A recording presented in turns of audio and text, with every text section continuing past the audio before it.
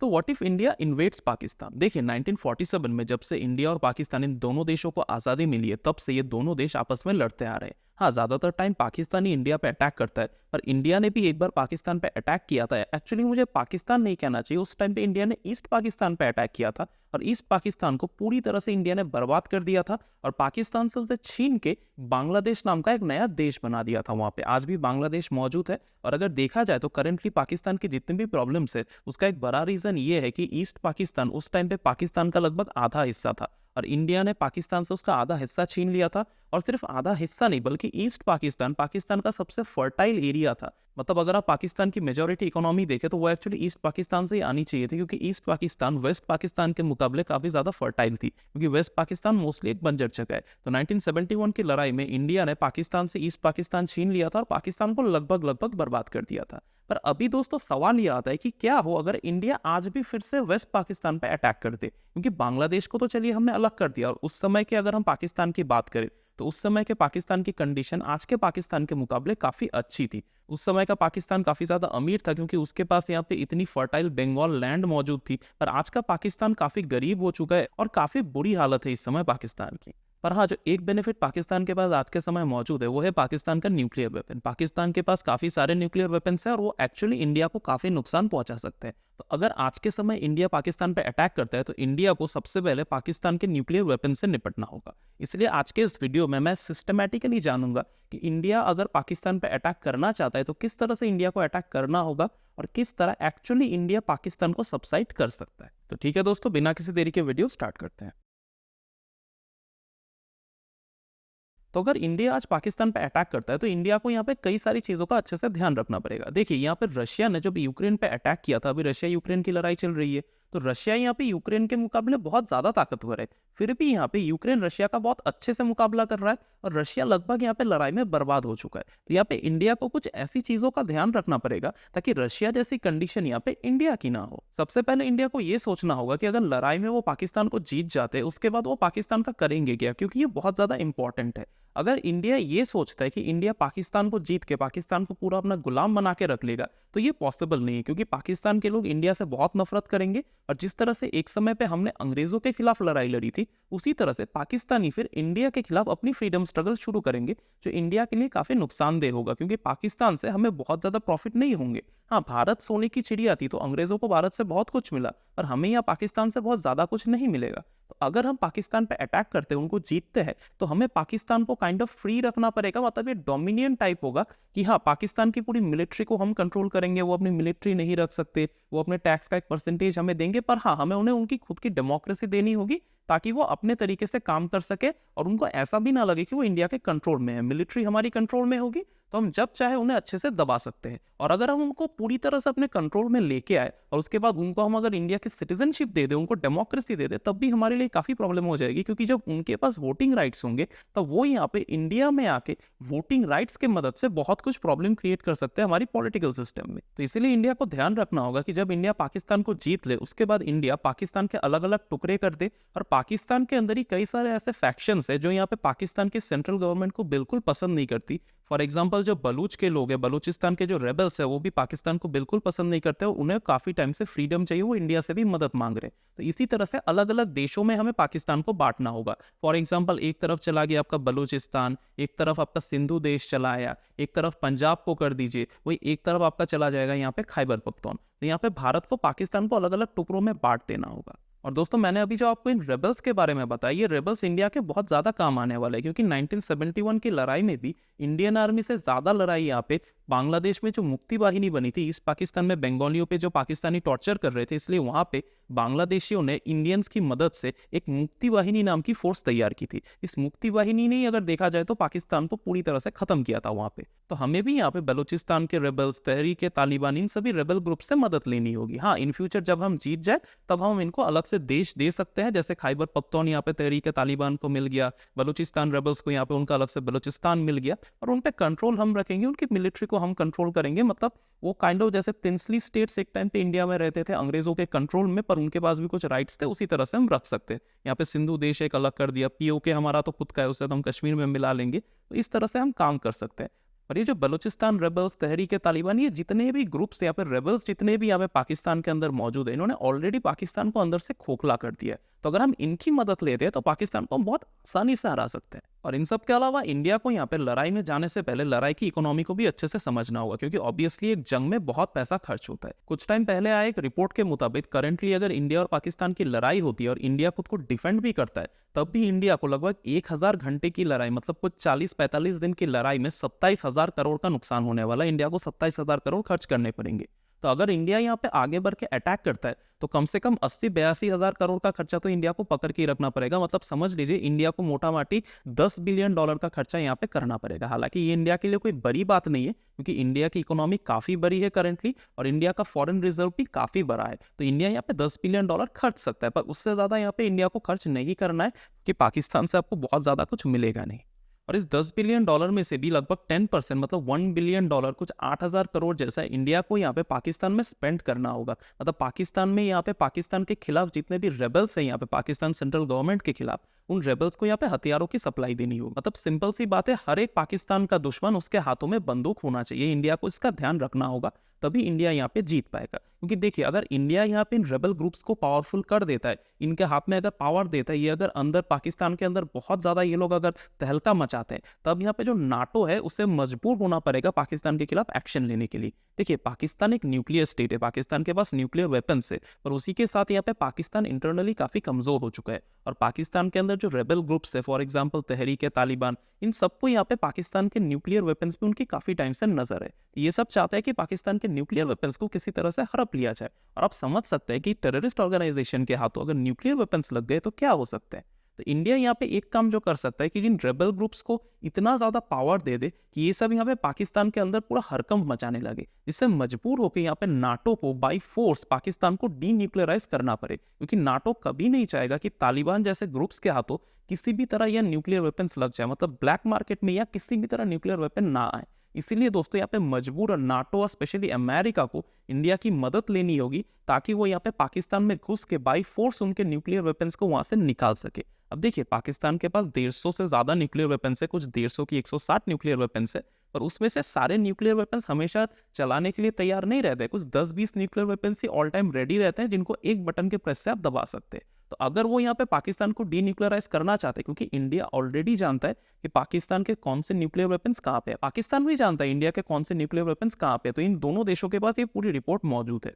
तो यूएस और नाटो अगर इंडिया से मदद लेते तो इंडिया और नाटो मिलकर बहुत आसानी से यहाँ पे पाकिस्तान के अंदर से सबसे पहले जो उनके फर्स्ट लॉन्च के लिए जो न्यूक्लियर वेपन्स, जो 15-20 उनके न्यूक्लियर वेपन्स मौजूद है, उनको उन्हें हटाना होगा। उसके बाद बाकी न्यूक्लियर वेपन्स को डिस्ट्रॉय करना होगा। हाँ, ये मिशन काफी मुश्किल है, पर ये किया जा सकता है। अगर इंडिया और नाटो एक साथ आ जाए तो ये किया जा सकता है। और नाटो ये तभी करेगा जब पाकिस्तान के अंदर स्थिति इतनी खराब हो जाएगी कि नाटो समझ जाएगा कि किसी भी तरह से वो पाकिस्तान को न्यूक्लियर वेपन के हवाले नहीं छोड़ सकता। अगर पाकिस्तान के पास ये न्यूक्लियर वेपन रहा तो वो आगे चल के टेररिस्ट ऑर्गेनाइजेशंस को मिलेगा, ब्लैक मार्केट में आएगा, नाटो और अमेरिका को बहुत नुकसान होगा। तो अगर ऐसा हम कंडीशन क्रिएट कर पाते तभी हम किसी तरह पाकिस्तान को डीन्यूक्लियराइज कर पाएंगे। और जब तक हम पाकिस्तान को डीन्यूक्लियराइज नहीं करते तब तक हम पाकिस्तान पे अटैक नहीं कर सकते। तो पाकिस्तान पे अटैक करने का और पाकिस्तान को जीतने का सबसे जो पहला स्टेप होगा वो है पाकिस्तान से उनका न्यूक्लियर वेपन छीनना होगा। न्यूक्लियर वेपन छीनना तो यहाँ पे फर्स्ट स्टेज ऑफ वॉर चला गया। उसके बाद आता है वॉर का सेकंड स्टेज। देखिए एक बार जैसे इंडिया न्यूक्लियर वेपन छीन ले तो इंडिया को यहाँ पे ध्यान रखना पड़ेगा, ये जो पूरी चीजें है ये ठंडी के मौसम में होनी चाहिए, क्योंकि इंडिया का यहाँ पे एक और बहुत बड़ा दुश्मन है चाइना। और चाइना यहाँ पे हिमालय को पार करके इंडिया पे कभी भी अटैक कर सकता है। और हाँ, ठंडी के मौसम में हिमालय पूरी तरह ब्लॉक हो जाता है, एक दीवार की तरह बन जाता है, और चाइना जितना भी कोशिश करे वो ठंड के मौसम में इंडिया पे अटैक नहीं कर पाएगा। तो इंडिया के लिए अटैक करने का सबसे अच्छा मौका होगा दिसंबर और जनवरी। ये 2 महीने इंडिया के लिए परफेक्ट टाइम है। सबसे बेस्ट होता है इंडिया अगर अपने अटैक की शुरुआत यहाँ पे दिसंबर की स्टार्टिंग से करे तो 2 महीने इंडिया को यहाँ पे मिल जाते हैं। और अगर ज्यादा से ज्यादा जरूरत पड़ी तो फरवरी तक, मतलब एक और महीना वो स्ट्रेच भी कर पाएंगे। तो इंडिया के लिए बेस्ट ऑप्शन होगा वो दिसंबर में अटैक करे, ताकि यहाँ पे चाइना कुछ खास ना कर सके, ठंड की वजह से वो यहाँ पे हिमालय को पार ना कर सके। और अटैक भी यहाँ पे इंडिया को कई फेजेस में करना पड़ेगा। जो सबसे पहला फेज होगा कि इंडिया को यहाँ पे जो पाकिस्तान के नेबर से, फॉर एग्जांपल ईरान, अफगानिस्तान, इनसे मदद लेनी होगी। अफगानिस्तान और ईरान यहाँ पे पाकिस्तान के काफी बड़े वाले दुश्मन है, ये पाकिस्तान को बिल्कुल पसंद नहीं करते। तो इंडिया अगर ईरान के साथ थोड़े बहुत ऑयल डील्स करता है, अगर वो ईरान को ये लोभ देता है कि वो उनसे ऑयल खरीदेगा, उन्हें एक्चुअली वो ऑयल खरीद भी सकता है। तो ईरान को यहाँ पे ज़्यादा कुछ नहीं करना है, ईरान को बस अपनी मिलिट्री यहाँ पे पाकिस्तान के साथ बॉर्डर में अपनी मिलिट्री को यहाँ लगा देनी है। तो यहाँ पे क्या होगा कि पाकिस्तान को भी मजबूरन अपनी मिलिट्री का एक बहुत बड़ा हिस्सा अपने आप को बचाने के लिए यहाँ पे ईरान के सामने लगाना होगा। अब ईरान को अटैक करने की कोई ज़रूरत नहीं है, ईरान बस अपनी मिलिट्री वहाँ पे लगा दे, ताकि पाकिस्तान यहाँ पे मजबूरन अपनी मिलिट्री का एक बहुत बड़ा हिस्सा इंडिया के बॉर्डर से हटा के ईरान के बॉर्डर में सेट कर सके। इससे इंडिया को बेनिफिट ये होगा कि आगे चल के अगर लड़ाई होती है तो पाकिस्तान की मिलिट्री काफ़ी ज़्यादा थिनली स्प्रेडेड होगी, मतलब पाकिस्तान की मिलिट्री काफ़ी फैली हुई रहेगी, जिस वजह से इंडिया यहाँ पे आसानी से हमला कर पाएगा। इसके अलावा इंडिया को एक और बेनिफिट मिलेगा, जो अफगानिस्तान है वो काफ़ी टाइम से खैबर पख्तून एरिया को कब्जा करना चाहता है। तो इंडिया ये भी कर सकता है कि वो अफगानिस्तान के साथ एक डील कर ले कि अफगानिस्तान यहाँ पे खैबर पख्तून में अटैक कर दे, और उसके बाद यहाँ पे इंडिया बाकी पाकिस्तान पे अटैक करेगा, और आगे चल के जब वो जीत जाएंगे तो वो खैबर पख्तून यहाँ पे अफगानिस्तान को दे दे, क्योंकि खैबर पख्तून के लोग भी अफगानिस्तान के लोगों के साथ ही मिलना चाहते हैं, तो वो भी इससे काफ़ी खुशी होंगे। तो यहाँ पे अफगानिस्तान अगर खैबर पख्तून पे अटैक कर देता है और ईरान यहाँ पे अपनी बॉर्डर में मिलिट्री लगा देता है, तो यहाँ पे मजबूरन पाकिस्तानी आर्मी बहुत ज़्यादा फैल जाएगी।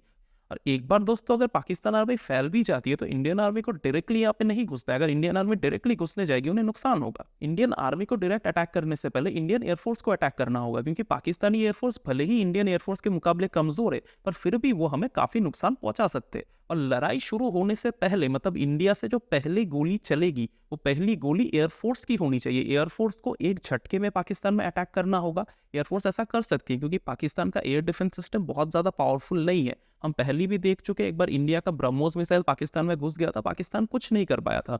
बालाकोट एयर स्ट्राइक में भी हम देख चुके हैं, पाकिस्तान का एयर डिफेंस सिस्टम ज़्यादा ताकतवर नहीं है। पाकिस्तान के सभी एयरफील्ड्स को अगर हम बर्बाद कर देते तो हमारे पास एक अच्छी खासी अपॉर्चुनिटी होगी कि उनके एयरफोर्स को हम काफ़ी टाइम के लिए बर्बाद कर सकते हैं।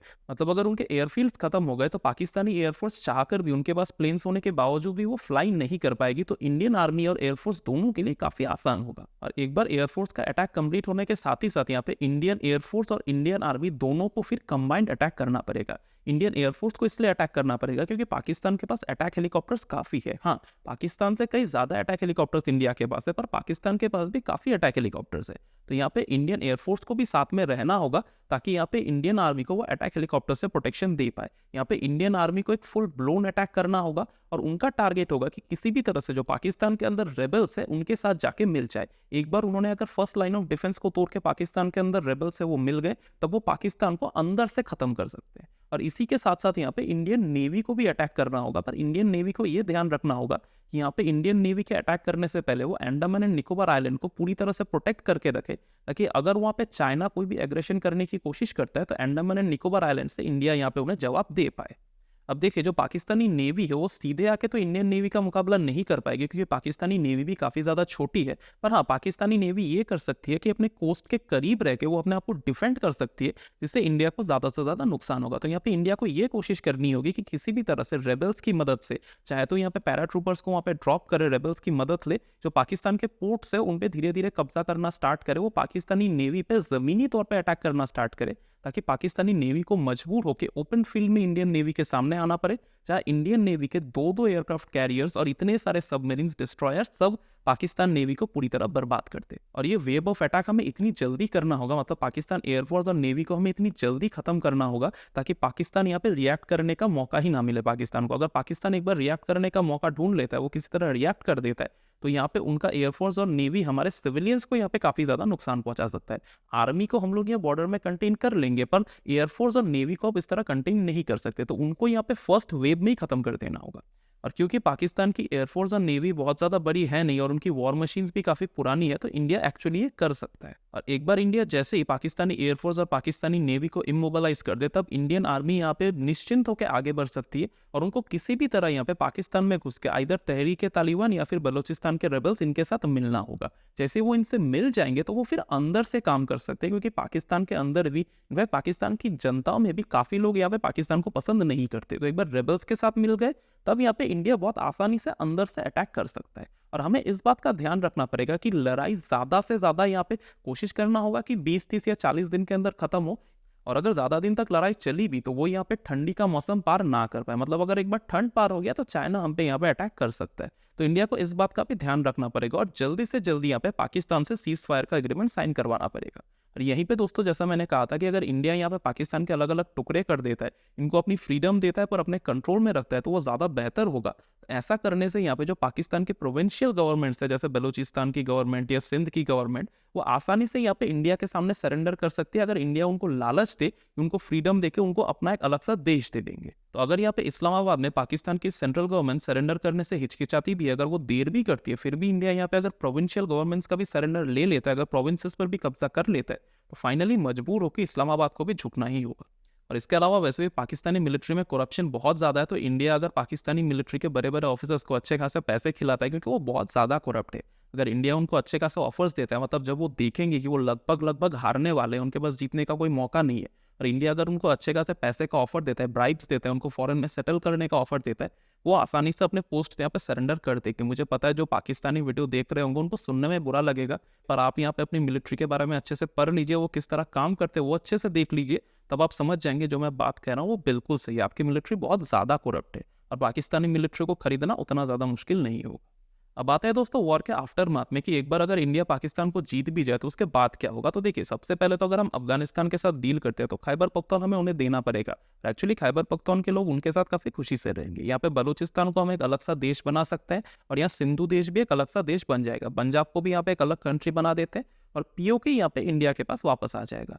तो यहाँ पे एक तरफ बलोचिस्तान, एक तरफ सिंधु देश, और यहाँ पे पाकिस्तान, पंजाब, इन सबको अगर हम अलग अलग कंट्रीज में बांट देते हैं तो इनके यहाँ पे मिलिट्री का कंट्रोल हम रख सकते हैं। हम इनको ये कह सकते हैं कि आप अपनी खुद की मिलिट्री नहीं बना पाएंगे, आपके वेपन से लेके सारी चीज़ आपसे हम कंट्रोल करेंगे, हमारी मिलिट्रियाँ आपको प्रोटेक्शन देगी, आप लोग काफ़ी हद तक हमारी प्रोटेक्टोरेट या फिर डोमिनियन की तरह रहने वाले हैं। तो यहाँ पे उनको मजबूरन मानना पड़ेगा, और उनके लिए काफ़ी अच्छा ऑफर भी है। पर क्योंकि यहाँ पे इंडिया के काफ़ी पैसे खर्च हुए, इंडिया ने काफ़ी मैन पावर खर्च किए, बहुत सारे इंडियंस ने अपनी जान गंवाई है, तो इंडिया को इस बात का भी ध्यान रखना पड़ेगा कि इंडिया को यहाँ पे फ़ायदा भी हो। तो फ़ायदा इंडिया को ऐसा मिलेगा कि ऑब्वियसली पाकिस्तान में अटैक करके इंडिया को काफ़ी सारा मॉनिटरी वेल्थ डायरेक्टली तो मिल ही जाएगा, और उसी के साथ इंडिया को यहाँ पे जो इंडिया पाकिस्तान का बॉर्डर है वो दुनिया का सबसे एक्टिव बॉर्डर माना जाता है, और इस बॉर्डर में इंडिया को बहुत पैसे खर्च करने पड़ते हैं। तो यहाँ पे इंडिया को एक बहुत बड़ा बेनिफिट मिलेगा कि ये बॉर्डर अगर खत्म हो जाता है तो भले ही इंडिया के ईरान और अफगानिस्तान के साथ बॉर्डर्स रहेंगे, और वो इतने ज़्यादा एक्टिव होंगे नहीं, तो इंडिया को यहाँ पे काफ़ी कम पैसे खर्च करने पड़ेंगे, तो इंडिया को बहुत सारा बेनिफिट मिलेगा। कश्मीर हम काफ़ी हद तक सेटल कर सकते हैं, वहाँ से भी हमें बेनिफिट मिलेगा। इसके अलावा क्योंकि हम इन सभी देशों को प्रोटेक्शन देंगे, तो वहाँ से भी हमें काफ़ी पैसे मिल सकते हैं, उनसे भी हम टैक्स के रूप में बहुत सारा पैसा ले सकते हैं। ये भी इंडिया के लिए एक बहुत अच्छा फायदे का सौदा होगा। तो अगर हम 10-12 बिलियन डॉलर का अगर हम यहाँ पे खर्चा करते हैं, तो हम आसानी से कुछ ही सालों में पैसे वापस उठा भी सकते हैं, और इंडिया में भी यहाँ पे बहुत ज़्यादा बेनिफिट मिलेगा। इंडिया को जियोग्राफिकली भी हमें बहुत ज़्यादा बेनिफिट मिलेगा, पॉलिटिकली भी बहुत सारा बेनिफिट मिलेगा। हाँ, इंटरनेशनल लेवल पे इंडिया की बहुत निंदा होने वाली है। जो स्पेशली इस्लामिक नेशंस है वो इंडिया की बहुत बुराई करने वाले, वो स्टार्टिंग में शायद इंडिया के खिलाफ भी रहे। हाँ, अगर हम ईरान को पहले से अपने साथ मिला ले तो ईरान का सपोर्ट हमें मिल जाएगा, पर बाकी देश हमारे खिलाफ ही होने वाले। पर बाकी यहाँ पे वेस्ट से हमें काफ़ी हद तक सपोर्ट मिल सकती है, कुछ यहाँ पे हमारे खिलाफ रहेंगे, पर फिर भी हमें काफ़ी सपोर्ट मिल सकती है। पर अगर हम यहाँ पे पाकिस्तान को न्यूट्रलाइज कर सकते हैं तो आई थिंक इतना सॉफ्ट पावर का लॉस हम हैंडल कर लेंगे, क्योंकि एक बार अगर पाकिस्तान खत्म हो गया तो हमारा यहाँ पे एक ही दुश्मन बचेगा, वो है चाइना, और हम चाइना पर यहाँ पे अपना पूरा फोकस लगा सकते हैं। और चाइना ने यहाँ पे पाकिस्तान के साथ मिलकर जितने भी प्लान्स बनाए इतने सालों से, चाइना ने पाकिस्तान के साथ मिलकर जो भी चीज़ें की है इंडिया के खिलाफ, उन सभी को हम पूरी तरह रप्चर कर सकते हैं। तो हाँ, पाकिस्तान को खत्म करना मतलब ये बहुत बड़ी बात होगी, और इंडिया का एक बहुत बड़ा दुश्मन यहाँ पे खत्म हो जाएगा।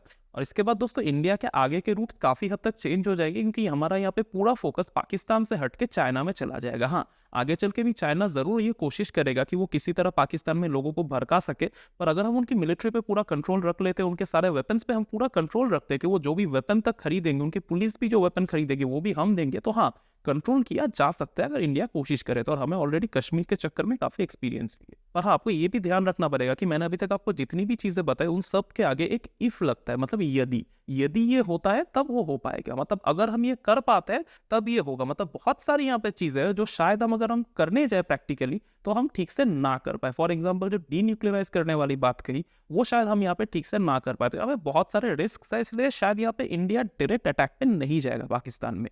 ये सारी चीज़ें अगर इंडिया सक्सेसफुली कर लेता है तो ये बहुत बड़ी बात होगी। आपको जितना ये आसान लग रहा है सुनने में, उतना आसान है नहीं। ये सारी चीज़ें सक्सेसफुली करना इंडिया के लिए बहुत बड़ी बात होने वाली है। पर हाँ, अगर इंडिया इन फ्यूचर अटैक करने का सोचता है तो लिख के ले लीजिए, इंडिया इसी तरह अटैक करेगा। तो ठीक है दोस्तों, वैसे आज के लिए वीडियो यहीं तक था। ये एक हाइपोथेटिकल वीडियो था, मैंने आपको एक आइडिया देने के लिए बनाया था कि अगर इंडिया पाकिस्तान को इन्वेट करता है तो क्या हो सकता है। और अगर आप वीडियो अभी तक देख रहे हैं मतलब आपको ज़रूर वीडियो पसंद आया होगा, तो इस वीडियो को एक लाइक कर दीजिए, चैनल को सब्सक्राइब कर दीजिए। मेरे अपकमिंग कंटेंट्स को देखने के लिए बेल आइकन भी ज़रूर प्रेस कीजिएगा। और अगर आप चाहते हैं कि आपके दोस्तों को भी इन सब चीज़ों के बारे में पता चले, तो वीडियो को शेयर भी कर दीजिएगा। तो ठीक है दोस्तों, आज के लिए बस इतना ही। मिलेंगे आपसे किसी और दिन किसी और नए कंटेंट के साथ। तब तक के लिए टाटा बाय बाय, जय हिंद एंड जय श्री राम।